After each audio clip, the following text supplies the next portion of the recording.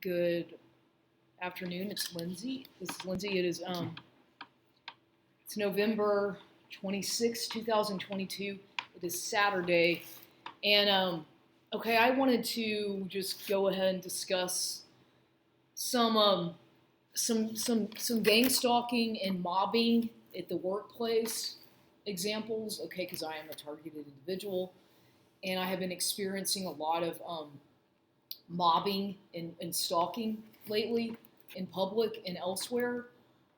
Now, I've been doing some independent contract work for a cleaning company on and off, which I always, okay, as a targeted individual, okay, we all know that maintaining employment, finding employment is very difficult because of the fact that you've already probably been smeared, exploited, or whatever at some point in the past, okay?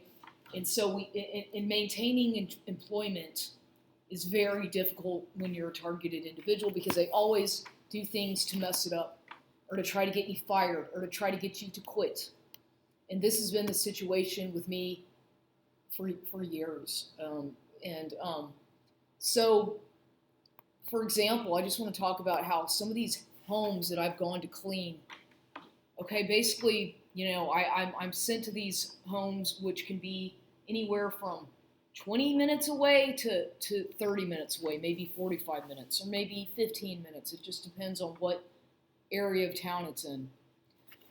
Now, a lot of these jobs, I notice that the people, it's like they're monitoring me. Okay, it's very uncomfortable. Think about it. When you're going to somebody's house for the first time, you don't know this person, you know nothing about them, you don't know anything about them, right? You're going there, showing up with this cleaning stuff to go clean their house. And basically, as we all know, people are very judgmental. Okay, they judge you based on your appearance, and that's usually the way people are. Is they're going to only judge you by the exterior, without ever considering anything about you as an individual or anything about your past, anything about your knowledge, anything about you. It's always about judging your exterior, and that's what most people do. So I go to these jobs, and I have, with some of them, I have faced a lot of blatant discrimination and just rude behavior at some of these cleaning jobs, okay? And for whatever reason, they decide that as soon as I get there, that they don't like me. And so they basically treat me like I'm some kind of a convict, or like I'm some kind of a, it's very strange the way I get treated at by some of these people at these jobs. It's very awkward, very strange, and it's uncomfortable. And I'm getting really fed up with this job because I feel that I'm being taken advantage of and unfairly exploited and underpaid for the amount of time that I spend driving, the amount of time I spend on, the amount of money I spend on cleaning supplies and things like this, okay? And what happens is I go to some of these houses or apartments or whatever, and, sometimes they're not there, or they forget about the appointment, whatever. Okay, so then you have to go through all this rigmarole to make sure that you're proving that there was no one there, so that you can at least get paid something. And I've had this happen to me several times where I'll go to an address and the address doesn't even exist, or the person's not there, they don't answer the phone, they had forgotten about the appointment, and then I end up getting paid nothing, or I'll get paid like $20 or something for a lockout fee. They call it a lockout fee. For the company calls it a lockout fee. All right. Well, it's just getting really stupid. Because this company is poorly organized as far as I'm concerned. They don't. There's a lot of things that don't make sense to me about this company. All right. I'm not going to say the name of the company right now. It doesn't matter because I'm not going to even say. I'll probably say something about it on the Better Business Bureau and complain about it there. Because I'm tired of being exploited and taken advantage of and treated so poorly and disrespected by certain people who don't even know me, people who don't even fucking know me. I'm just going there to do a service and trying to do my best, and they always scrutinize me to the point that it's, that you can't focus on what you're doing because you're being fucking monitored, and they're doing stuff on their phone or whatever, and it's obvious that they're surveilling me and monitoring, like micromanaging everything I do. A lot of these people, and they'll let me know. Some of them are so rude that they have to let me know that that's what they're doing, so that I feel overwhelmed or that I feel whatever. Now, these are all setups. These jobs are basically, everything in my life is like a setup, basically. It's always been like that. Every job I've had, every place I've lived, every place I go, it's like most of the time, I want to say, 95% of the time since I can remember, since definitely 1997, it's been like this. And it's exhausting. It's really overwhelming, and I'm actually quite tired of it. Physically, mentally, very tired of it.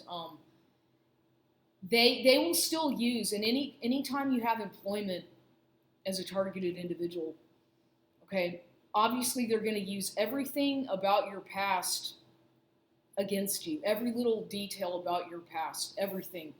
They don't care what it is. They're going to make sure that you feel embarrassed or exposed for something that maybe happened 20 years ago or whatever, or a relationship that was 15 years ago or whatever. These people monitoring me, they have to make sure that they sabotage my ability to earn money, that they sabotage relationships, and that they try to make you feel confused, crazy by their gaslighting and things like this. And I assure you that what I'm talking about, I'm not making this up.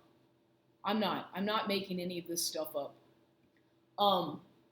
So this job crap, they know that I go to the gym every day still. Even though I might have a cleaning job that morning or that afternoon, I still go to the gym daily. Whether it be in the morning or the afternoon, I still go to the gym every single day. And so sometimes, because I have to do that for my health and my sanity, and that's very important to me, more so than any stupid job that's whatever. But they make sure, like with me, they have to try to push me to the fucking absolute extremes with feeling overwhelmed, feeling pressured, having people, do their fucking little skit, street theater crap at the gym or whatever on my way there, on my way back. And yes, this stuff is still happening to me. And yes, it's very real.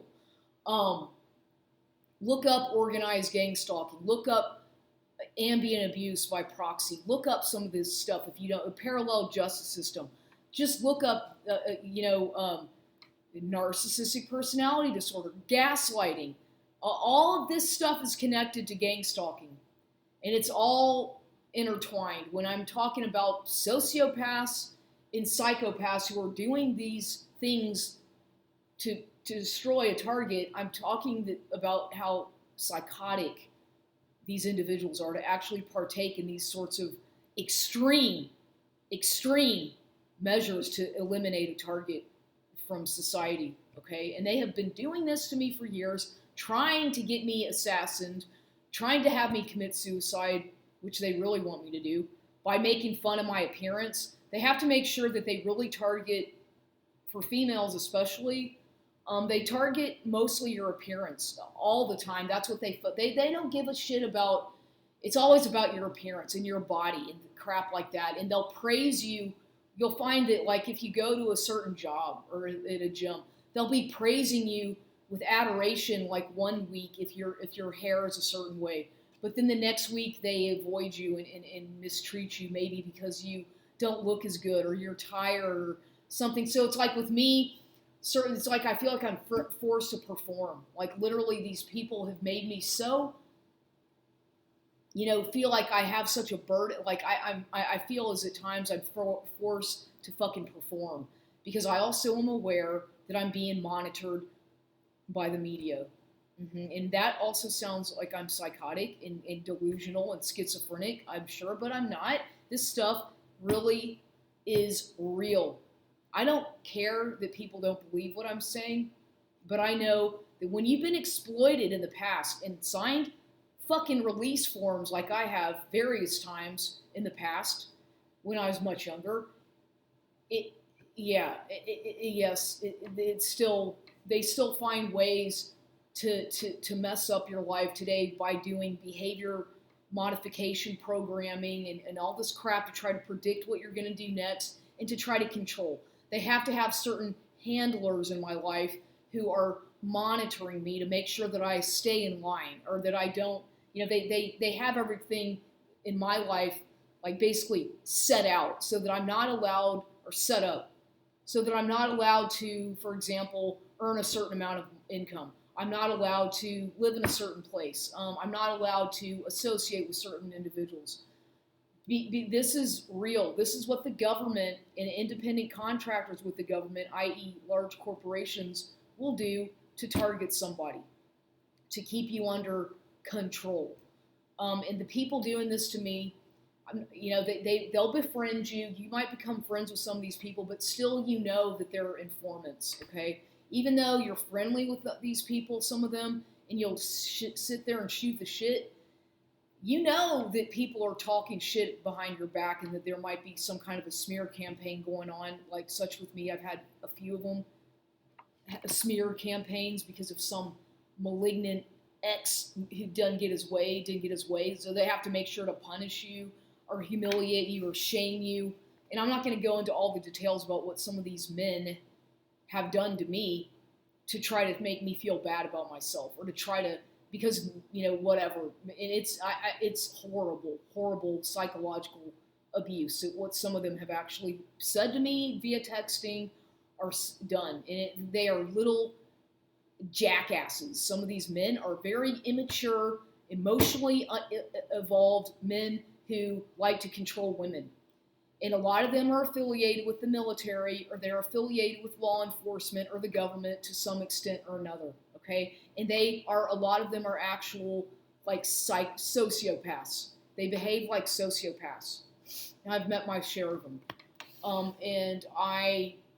They get really abusive and emotionally, they try to get very emotionally and verbally abusive with you if they don't get if you, for example, turn them down on a date, if you say no or something, you want to come over and hang out and you say no, they get all offended and say fuck off, or so they'll do something that you don't even, for example, you might not even know that person very well, but because you said no, because you rejected their invitation, they get all bent out of shape about it, okay? And it's very abusive what some of them do. I don't care because I'm above that stuff and I don't even let it affect me because they try to ruin your day. They're just trying to control you. And they usually want to just, for certain women, they want to exploit you or sexually take advantage of you or whatever. That's how a lot of these men are. And, I'm a strong enough woman that I just don't even, after living in this city for as long as I have and observing the behavior of a lot of these people around me, I know, especially at the gym, for example, how some of them behave. I wouldn't want to hang out with any of these people outside of the gym anyway, or just whatever, I'm just saying, I say to myself, because I've got my reasons, because of the way that I've been treated in the past, and because I just prefer to be alone a lot of the times, especially being that I've been targeted for so long. But, so this job with this cleaning company, there was a job that I went to on, Friday, this past Friday. The day, no, the day before Thanksgiving. I don't remember. Nonetheless, the place was so infested with dog hair and dirt and dust everywhere. It was out in the country, about 40 minutes away from here. Basically, my car battery died. It was a disaster, and I felt so sick to my stomach trying to clean because there's so much dust and dirt all over this house and dog hair that I really felt sick, like I was gonna vomit. And then this woman's kitchen, And I'm just talking about this because this person gave me a bad review and took a bunch of pictures. And so because of that woman, I'm in trouble with the company. And I get a nice letter from the headquarters person today named Emma. And she's, they're saying, like, what? It's like, it's fucking ridiculous because I know what happened. I know that I cleaned and did a good job, but this woman had a fucking stick up her ass and decides to say that I didn't do anything, that I left the place. Bullshit. I spent so much time fucking trying to get the fucking dog hair from all over the place and cleaning the goddamn floors that I hardly had time to fucking do anything else. It was infested with so much dog hair. I've never seen so much fucking dog hair ever in any place. And I couldn't breathe. It was going up my nose. It was going in my throat. There was dirt and dust everywhere. It was horrible, horribly dirty. And then she has the audacity to bitch and complain about that. It's like, well, why don't you go do it yourself, lady? Why don't you go get off your ass and go fucking sweep and mop yourself? If you want me to do it, you do it. You don't seem to have anything better to do today. I'm just saying, she was so rude to me. They'll be really nice to you at first, and then they just all of a sudden turn against you for whatever reason. I guess because my car was having an issue and the battery ran out. But fortunately, her neighbor we were able to get it started with this woman's vehicle and the neighbor's help. Thank God. Okay, they're being really nice to me about that, but still, she has the audacity to give me a fucking 1-star review and complain about my cleaning when in fact that lady was such a messy person that her kitchen sink, and she said that she was having issues with her hands, okay, something with her hands, so she can't wash dishes. Okay, well, with the amount of prescription medications that I noticed she was on, maybe it has something to do with that. Not trying to be rude, but she had so many prescription drugs in her bedroom that I wonder, maybe you're affected by that shit, that toxic crap that you're taking. But she, I don't believe in Western medicine. I'm sorry if I sound mean, but for the most part, I think it's horrible. Prescription drugs and shit like that people are addicted to, like pain pills and crap like that people get addicted to from their doctor prescription, and they have the audacity to pick on people who smoke marijuana and shit like that. Well, hey, think twice. Marijuana is a fucking plant, by the way. Just for those of you who have to judge others so much, hear that out. But this fucking kitchen, okay, she had so many piled up dishes in the sink, and it was just infested with all this nasty gravy smelling shit with meat stuck to it. And the smell was so horrendous that I once again thought I was going to gag and I couldn't even breathe. I felt like I was suffocating in that house. Literally, it was so bad. And the smell was so horrible. And I was like, I spent a good 35 minutes just trying to fucking scrub the dishes, and then first I had to unload all the dirt, the dishes in the dishwasher that had been washed but were still fucking dirty, or some of them were. So I had to unload all that shit and leave half of them in there, and then put all her filthy fucking smelly, crappy fucking dishes in the dishwasher, which smelled like death, horrible smell. And then she bitches and says that I didn't clean the dishes and that her mother had to do it.